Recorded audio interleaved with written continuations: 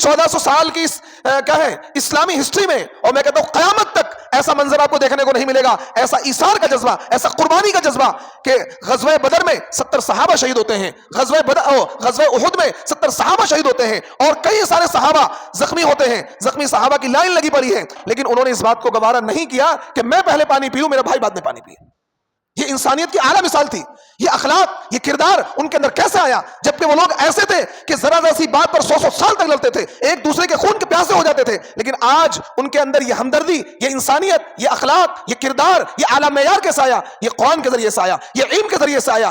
تو نے مجھے وہاں مال زیادہ ہونے پر ٹینشن ہوتی تھی، یہاں مال کم ہونے پر ٹینشن ہوتی ہے۔ یہ دیکھیے فرق دیکھیے، کیوں؟ کیونکہ ہمارا رشتہ قرآن سے ٹوٹ گیا ہے، ہمارا رشتہ نبی سے ٹوٹ گیا ہے، ہمارا رشتہ علم سے ٹوٹ گیا ہے۔ اگر صحیح علم ہمارے پاس ہوگا تو ہم اس مال کو خادم سمجھیں گے۔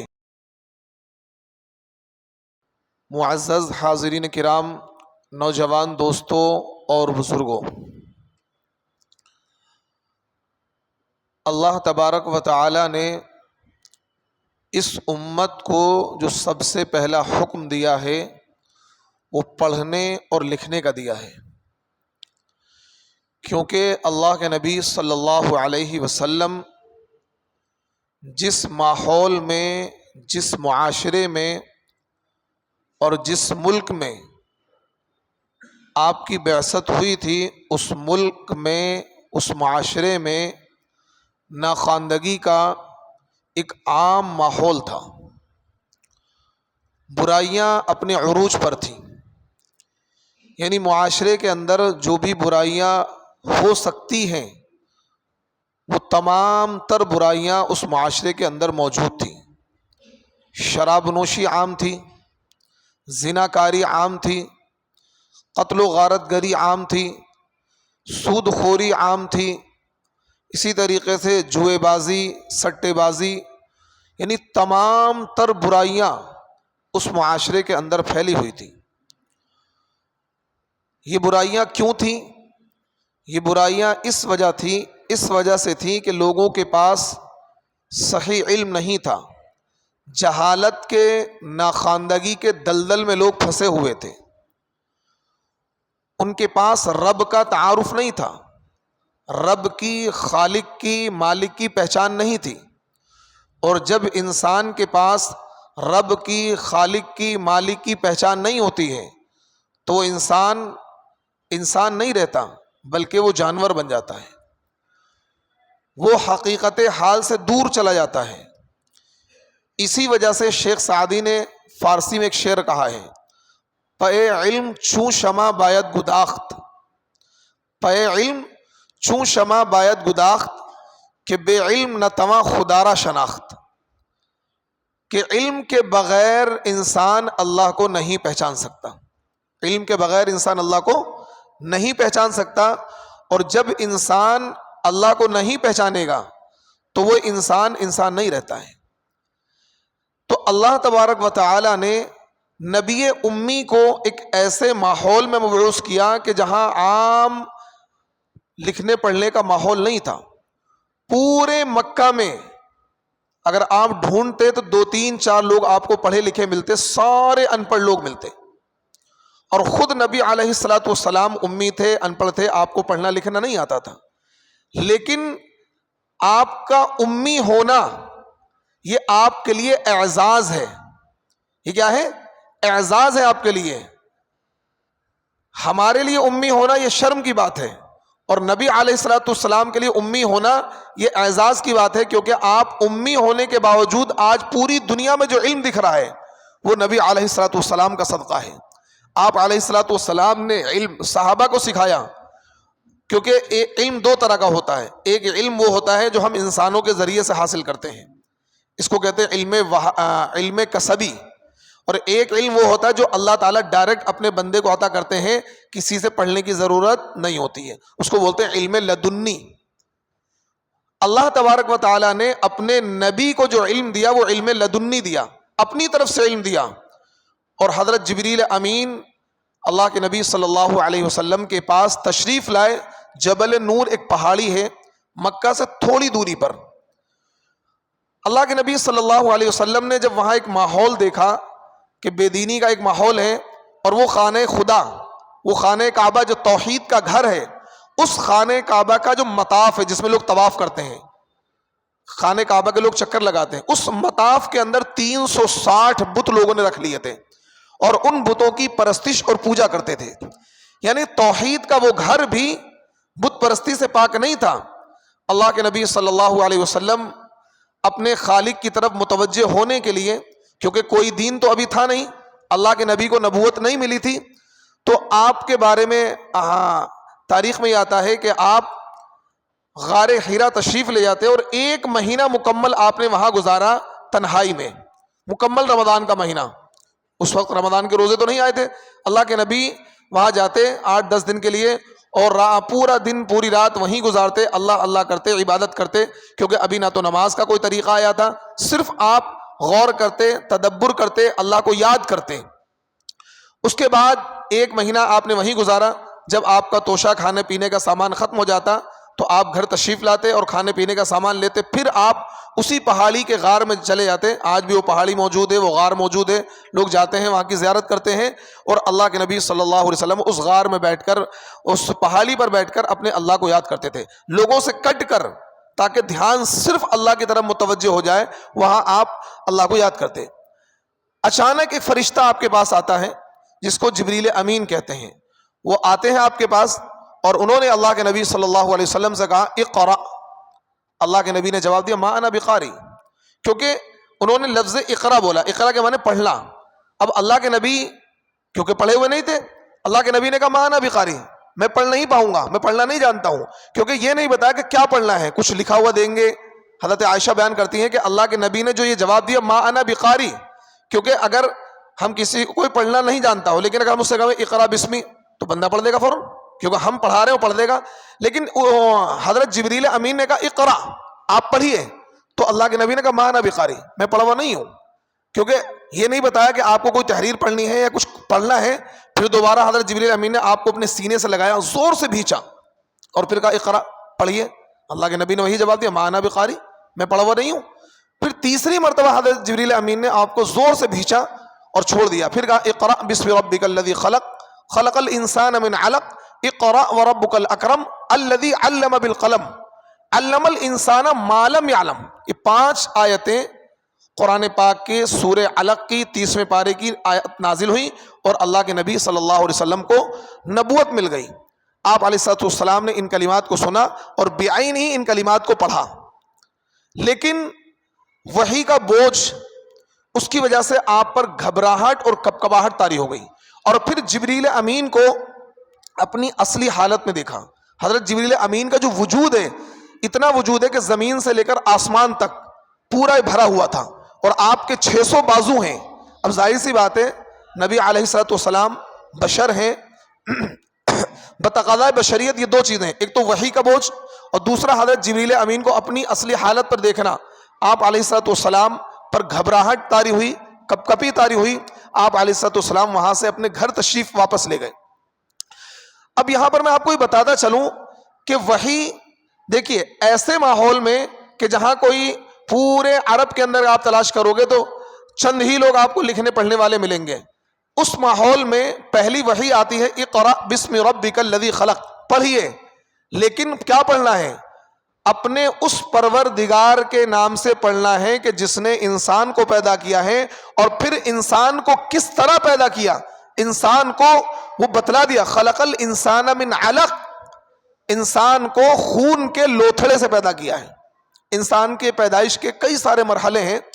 تو سب سے پہلا جو بیچ کا مرحلہ ہے، کیونکہ انسان کو ابتداً تو مٹی سے پیدا کیا گیا، اس کے بعد یہ سلسلہ کائنات کے اندر چلا، ایک مرد اور عورت کے ملاپ سے بچہ پیدا ہوتا ہے، پھر اس میں بھی مرد عورت کے خلیے اور مرد کا وہ منی کا قطرہ وہ جا کر ملتا ہے، پھر اس کے ذریعے سے دھیرے دھیرے دھیرے دھیرے دھیرے دھیرے وجود میں آتا ہے. پہلے وہ خون کا لوتھڑا بنتا ہے، پھر اس میں کیا ہے ہڈیاں بنتی ہیں، پھر دل بنتا ہے، ایک پورا پروسیس ہے.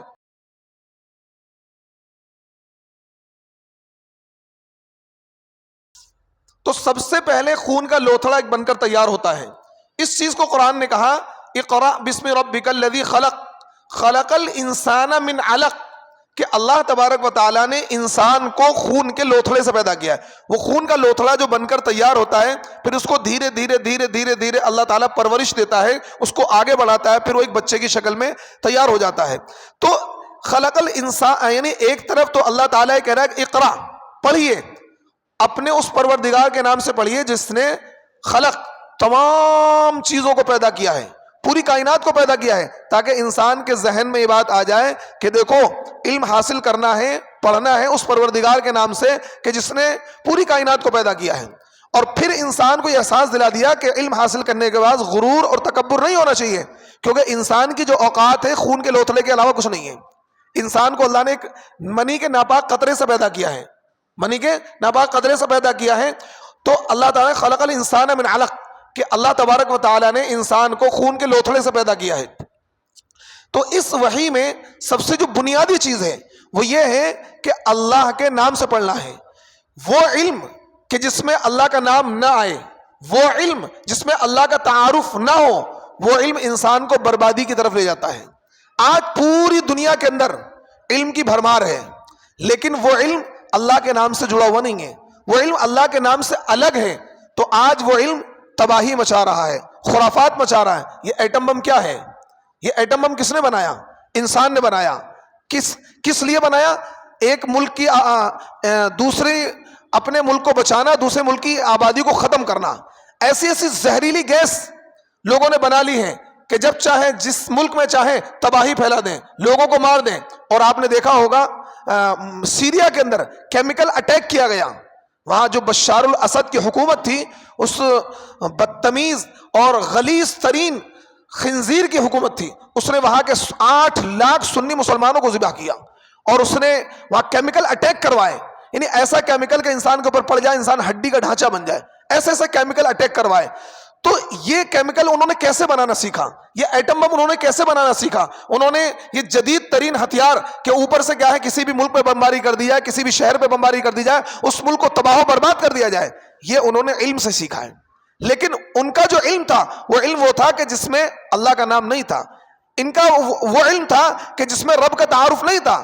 ان کا وہ علم تھا کہ جس میں انہیں یہ تعارف نہیں کرایا گیا کہ تمہارا بھی کوئی خالق ہے، تمہارا بھی کوئی مالک ہے. جب سے علم کا رشتہ خالق سے ٹوٹا ہے، اللہ کے نام سے ٹوٹا ہے، تو اس علم نے تباہی پھیلائی ہے. جس علم کا رشتہ اللہ سے نہیں ہوگا وہ علم تباہی پھیلائے گا. جس علم کا رشتہ اللہ سے ہوگا وہ علم تباہی نہیں پھیلائے گا. لوگوں کو اخلاقیات سکھائے گا، لوگوں کو کردار سکھائے گا، لوگوں کو اچھی باتیں وہ علم سکھائے گا. اللہ کے نبی صلی اللہ علیہ وسلم نے صحابہ کو علم دیا، علم کے ساتھ ساتھ آپ نے ان کو رب کا تعارف کرایا، علم کے ساتھ ساتھ ان کو اخلاقیات کا درس دیا، انہوں نے کردار کا درس دیا. وہی انسان جو ایک دوسرے کی جان کے دشمن ہوا کرتے تھے. عرب کا ماحول یہ تھا، لوگ اتنے غیرت مند ہوتے تھے کہ ذرا سی بات پر، اس بات پر کہ اس کی بکری ہمارے کھیت میں کیوں آ گئی، اس کی مرغی ہمارے کھیت میں کیوں آ گئی، اتنی سی بات پر وہ لڑ جاتے تھے اور قتل و غارت گری کا ماحول گرم ہو جاتا تھا. اور ذرا سی بات پر 100 سال لڑائیاں چلتی تھی. مرنے والا وصیت کر کے جاتا، بیٹا کیا ہے، اس سے بدلہ لینا ہے، اس کے خاندان سے بدلہ لینا ہے. اس درجے ان میں کیا ہے، غیرت تھی، اور ایک دوسرے کو قتل و غارت گری کرتے تھے. لیکن جب ان کے پاس وہ علم آیا جس علم میں رب کا تعارف تھا، وہ علم آیا جس نے ان کو بتایا کہ تمہاری حیثیت کیا ہے، تمہارا مقام کیا ہے، تمہارا خالق کون ہے، اس علم کے ذریعے سے اللہ کے نبی نے ان کو رب کا تعارف کرایا، ان کو اخلاق سکھائے، ان کو کردار سکھائے. یہی لوگ جو ایک دوسرے کی جان کے دشمن ہوتے تھے، لیکن ان کے اندر اتنا اخلاق آ گیا، اتنا کردار آ گیا، اتنی ہمدردی آ گئی ایک دوسرے کو لے کر کہ غزوہ احد کا میدان ہے. آپ دیکھیے پوری انسانیت میں، پوری 1400 سال کی کیا ہے اسلامی ہسٹری میں، اور میں کہتا ہوں قیامت تک ایسا منظر آپ کو دیکھنے کو نہیں ملے گا، ایسا ایثار کا جذبہ، ایسا قربانی کا جذبہ کہ غزوہ بدر میں 70 صحابہ شہید ہوتے ہیں، غزوہ احد میں 70 صحابہ شہید ہوتے ہیں، اور کئی سارے صحابہ زخمی ہوتے ہیں. زخمی صحابہ کی لائن لگی پڑی ہے. جب جنگ کا میدان ختم ہو گیا اللہ کے نبی نے کہا کہ جاؤ زخمیوں کو تلاش کرو، مشکیزہ دیا کئی لوگوں کو، جاؤ زخمیوں کو پانی پلاؤ، زخمیوں کو اٹھا کر لے کر آؤ، شہداء کو تلاش کرو۔ ایک صحابی جاتے ہیں اور اپنا واقعہ خود بیان کرتے ہیں کہ میں زخمیوں کو ڈھونڈ ڈھونڈ کر پانی پلا رہا تھا، کیونکہ عرب کا وہ کیا ہے گرمی کا ماحول، عرب کا وہ ریگستانی علاقہ، عرب کے وہ پہاڑ، وہ گرم و سخت ریتیلے پہاڑ اور سخت وہ پتھر والے پہاڑ، آپ اندازہ لگائیے کوئی انسان زخمی حالت میں پڑا ہو اور چلچلاتی دھوپ ہو، وہ پیاس کی کس شدت میں ہوگا۔ اللہ کے نبی کے حکم سے صحابی جاتے ہیں اور پانی پلانے کے لیے ایک صحابی کے قریب جاتے ہیں۔ جب وہ پانی پلانے کے بالکل در پہ ہوتے ہیں، اس برابر میں ایک زخمی صحابی اور پڑا ہے، انہوں نے آواز دی پانی، تو یہ صحابی آپ یہ دیکھیے انسانیت کی اعلیٰ مثال، ایثار اور ہمدردی کی اعلیٰ مثال، انہوں نے کہا میرے بھائی مجھے پانی بعد میں پلا دینا، میرے برابر میں جو دوسرا زخمی میرا بھائی پڑا پہلے اس کو پانی پلاؤ۔ وہ قریب گئے، برابر میں ایک زخمی، کیونکہ لائن سے زخمی لوگ پڑے ہوئے تھے، برابر میں ایک صحابی نے اور آواز دی پانی، دوسرے نے کہا بھائی مجھے بعد میں پلا دینا، پہلے میرے بھائی کو پانی پلا دو۔ پھر جب وہ تیسرے کو پانی پلانے کے لیے گئے تو برابر سے ایک اور آواز آ گئی پانی، جب چوتھے کو پانی پلانے گئے برابر سے ایک اور آواز آ گئی پانی۔ ان 6 کے 6 صحابہ جب چھٹے کے پاس وہ پہنچتے ہیں تو دیکھا جب پانی پلانے کے لیے انہوں نے مشکیزہ کھولا اور پانی پلانے کے پتہ لگا وہ کیا ہے، شہید ہو چکے ہیں، ان کی روح پرواز ہو چکی ہے۔ جلدی سے بھاگ کر 5ویں کے پاس واپس آتے ہیں، وہ بھی پیاس کی شدت میں شہید ہو گئے۔ پھر چوتھے کے پاس واپس آتے ہیں، وہ بھی پیاس کی شدت میں شہید ہو گئے۔ پھر تیسرے کے پاس، پھر دوسرے کے پاس، پھر پہلے کے پاس، حتیٰ کہ 6 کے 6 صحابہ نے جان دے دی، شہادت کے جام کو نوش کر لیا، لیکن انہوں نے اس بات کو گوارا نہیں کیا کہ میں پہلے پانی پیوں، میرا بھائی بعد میں پانی پیے۔ یہ انسانیت کی اعلیٰ مثال تھی۔ یہ اخلاق، یہ کردار ان کے اندر کیسے آیا؟ جبکہ وہ لوگ ایسے تھے کہ ذرا ذرا سی بات پر 100 سال تک لڑتے تھے، ایک دوسرے کے خون کے پیاسے ہو جاتے تھے، لیکن آج ان کے اندر یہ ہمدردی، یہ انسانیت، یہ اخلاق، یہ کردار، یہ اعلیٰ معیار کیسے آیا؟ یہ قرآن کے ذریعے سے آیا، یہ علم کے ذریعے سے آیا، اخلاق کے ذریعے سے آیا، اور اس علم کے ذریعے سے آیا کہ جس علم نے انہیں کیا ہے رب کا تعارف کرایا، جس علم نے انہیں اخلاق اور کردار دیے۔ آج پوری دنیا کے اندر علم کی بھرمار ہے، آج سائنس اپنے کیا ہے عروج پر ہے، ٹیکنالوجی اپنے عروج پر ہے، لیکن وہ سائنس اور ٹیکنالوجی انسان کو انسان نہیں جانور بنا رہی ہے۔ آج وہ لوگ کیونکہ ان کا رشتہ اسم سے کٹ گیا ہے، اللہ سے کٹ گیا ہے، آج انہیں پتہ ہی نہیں ہمارا کریٹر کون ہے، ہمارا خالق کون ہے، ہمارا مالک کون ہے، اس کائنات کو بنانے والا کون ہے، اس کائنات کے بنانے کا مقصد کیا ہے۔ آج راتوں دن ان کی تگ و دو، راتوں دن کی کھوج، راتوں دن کی ریسرچ یہ ہے کہ انسانوں کو ختم کیسے کیا جائے، انسانوں کی پاپولیشن کو کنٹرول کیسے کیا جائے، اس آبادی کو ختم کیسے کیا جائے، کیسی نئی نئی بیماری ایجاد کی جائے تاکہ یہ انسان کم ہو جائے۔ جب کم انسان رہیں گے تو ہم موج مستی ماریں گے، اس پر سارا کیا ہے سارا زور لگا ہوا ہے۔ تو یہ علم، جب علم کا رشتہ اللہ سے کٹ جاتا ہے، علم کا رشتہ اخلاق سے کٹ جاتا ہے، رب کے تعارف کے بغیر جو علم دنیا کے اندر پھیلا ہے، اس علم میں تباہی مچائی ہے۔ آج غزہ کے اندر 25 لاکھ معصوم شہری بے گھر ہو چکے ہیں، لاکھوں مسلمان کیا ہے شہید ہو چکے ہیں اس 10-20 سالہ جنگ میں۔ کیا کہاں سے اوپر سے آ کر بم گرائے جاتے ہیں؟ یہ بم بنانے کس نے سکھائے؟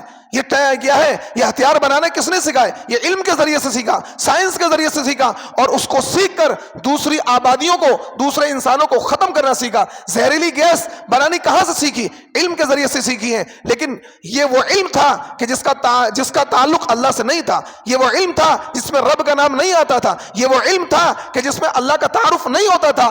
اس علم نے ان کو پیٹ بھرنا سکھایا، اس علم نے ان کو دولت کمانی سکھائی، اس علم نے انہیں ایسے ایسے ہتھیار بنانے سکھائے کہ جس سے لوگوں کو مارا جا سکتا ہے، جس سے لوگوں کو قتل کیا جا سکتا ہے۔ تو میرے دوستوں، علم ہمیں وہ حاصل کرنا ہے کہ جس میں رب کا تعارف ہو، علم ہمیں وہ حاصل کرنا ہے جس میں اللہ کا تعارف ہو، علم ہمیں وہ حاصل کرنا ہے جس میں انسانیت کا درس دیا جائے، علم ہمیں وہ حاصل کرنا ہے جس میں اخلاق کا درس دیا جائے، جس میں کردار کا درس دیا جائے۔ اللہ کے نبی صلی اللہ علیہ وسلم نے اس علم کو لوگوں کے درمیان پہنچایا، اور وہی لوگ جو عرب کے بدترین لوگ کہلاتے تھے، انسانیت کے لیے وہ اعلیٰ مثال بن گئے، انسانی خدمت کی وہ لوگ اعلیٰ مثال بن گئے۔ آپ یہ دیکھیے، مال کی محبت ایسی تھی اللہ کے نبی کے آنے سے پہلے کہ لوگ مال کے لیے سود بیاج پر اپنا مال اٹھاتے تھے، لیکن جب اللہ کے نبی نے قرآن ان کے سامنے پیش کیا اور قرآن کا علم انہوں نے حاصل کیا تو مال سے ایسی بے رغبتی پیدا ہو گئی، ایسی دوری پیدا ہو گئی، مال کو وہ خادم سمجھتے تھے، مال کو مخدوم نہیں سمجھتے تھے۔ آج ہمارا حال کیا ہے؟ ہم نے مال کو مخدوم سمجھا ہوا ہے، ہم مال کو سمیٹ کر رکھ رہے ہیں، مال کو جمع کر کے رکھ رہے ہیں، اس مال سے نہ تو اپنی ذات کو ہم فائدہ پہنچا رہے ہیں، نہ اپنی قوم کو فائدہ پہنچا رہے ہیں، نہ ہم دینی اور خیر کے کاموں پر خرچ کر رہے ہیں، بس ہم اس مال کو شادی پر خرچ کر رہے ہیں، اس مال کو اپنے پہننے اوڑھنے پر خرچ کر رہے ہیں، اس مال کو اپنے مکانوں پہ خرچ کر رہے ہیں، اس مال کو اپنی ذات کے لیے خرچ کر رہے ہیں۔ لیکن آپ قربان جائیے صحابہ پر، اللہ کے نبی نے جب ان کو علم سکھایا، اور علم وہ سکھایا جس میں رب کا تعارف ان کو پہلے کرایا گیا۔ آپ دیکھیے ایک صحابی ہیں جابر ابن عبداللہ رضی اللہ تعالیٰ عنہ، گھر میں داخل ہوتے ہیں، چہرے پر پریشانی کے آثار ہیں۔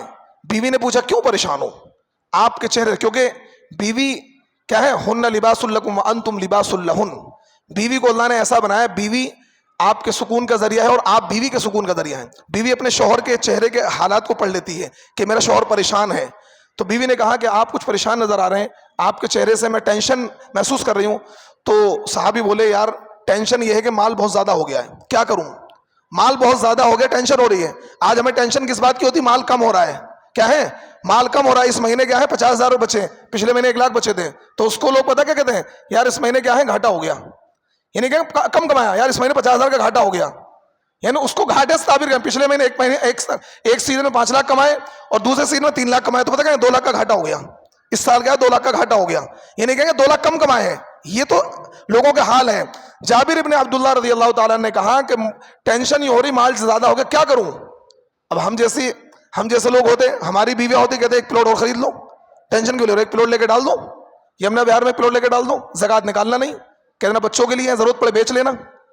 لوگ پلاٹ لے کے ڈال دیں گے، کہیں گے جی بچوں کے لیے ضرورت پڑے گی بیچ لیں گے، زکات نہ دینے کی وجہ سے نیت بدل لیتے ہیں۔ اللہ اس قوم پر رحم کرے، اللہ اس قوم پر 10 پلاٹ لیے بیٹھے ہیں، زکات ادا نہیں کرتے، کہتے ہیں بچوں کے لیے۔ ابے بچے کتنے میں رہیں گے؟ کتنے پلاٹ میں رہیں گے بچے؟ 1 میں رہ لیں گے، 2 میں رہ لیں گے، 3 میں رہ لیں گے، سب میں ہی رہیں گے، اور ضرورت پڑی فوراً بیچ لیتا ہے، بیچ کے بدلہ بیٹی کی شادی کر دی، اب زکات نہ دینے کی وجہ سے۔ خیر اللہ ہدایت دے اس قوم کو۔ تو جابر ابن عبداللہ رضی اللہ تعالیٰ عنہ کی بیوی نے کہا، کیونکہ وہ بھی صحابیہ تھیں، ان کی تربیت بھی ہو چکی تھی، انہیں ٹینشن لینے کی ضرورت کیا ہے؟ مدینے میں اعلان کرو جتنے بھی غریب ہیں غربا ہیں سب آ جائیں، مال تقسیم کرو، آپ مال تقسیم کرو، ابھی آپ کی ٹینشن کا علاج کرتی ہوں۔ انہوں نے پورے مدینے میں اعلان کرایا کہ جو غریب ہیں پریشان حال ہیں آ جائیں۔ پوری رات مال بانٹا گیا، ایک رات میں 6 لاکھ درہم، کتنے؟ 6 لاکھ درہم، تقریباً آج کے وقت کے 10 کروڑ بنیں گے میرے خیال میں، کتنے؟ 10 کروڑ روپے ایک رات میں انہوں نے بانٹ دیے۔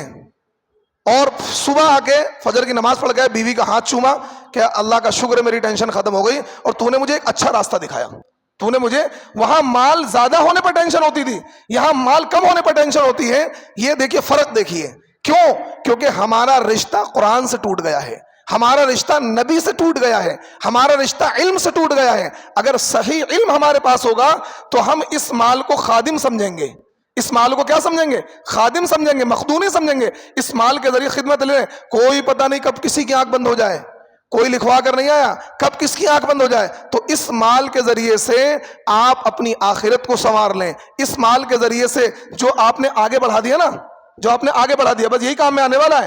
باقی سب مرنے کے بعد تیسرے دن ہی لڑنے شروع ہو جاتے ہیں، بھائی میرا یہ ہے، تیرا یہ ہے، میرا یہ ہے، تیرا یہ ہے۔ وہ بچے جن پر آپ فخر کرتے تھے تیسرے دن ہی کا ایک دوسرے گروان کھینچنے لگیں گے، بھائی بھائی کہ تیرا یہ ہے، میرا یہ والا پلاٹ میں لوں گا، وہ والا پلاٹ تو لے گا، اور طرح طرح کے واقعات سامنے آتے ہیں۔ تو اس لیے مال کو خادم جانے، مخدوم نہ جانے، مال کو خادم جانے، مخدوم نہ جانے، اس مال کے ذریعے سے اپنی آخرت کو سنوار لیں۔ کریں گے انشاءاللہ، مال کے ذریعے سے اپنی آخرت بنائیں گے انشاءاللہ۔ ہاں، تو مال کے ذریعے سے اپنی آخرت بنانی ہے، مال خرچ کر کے غریبوں پر، یتیموں پر، مسکینوں پر، بیواؤں پر، مسجدوں میں، مدرسوں میں، ہر جگہ خیر کے کاموں پر مال خرچ کریں، اس مال کو اپنا خادم بنائیں، مخدوم نہ بنائیں۔ اللہ رب العزت ہمیں عمل کی توفیق عطا فرمائے۔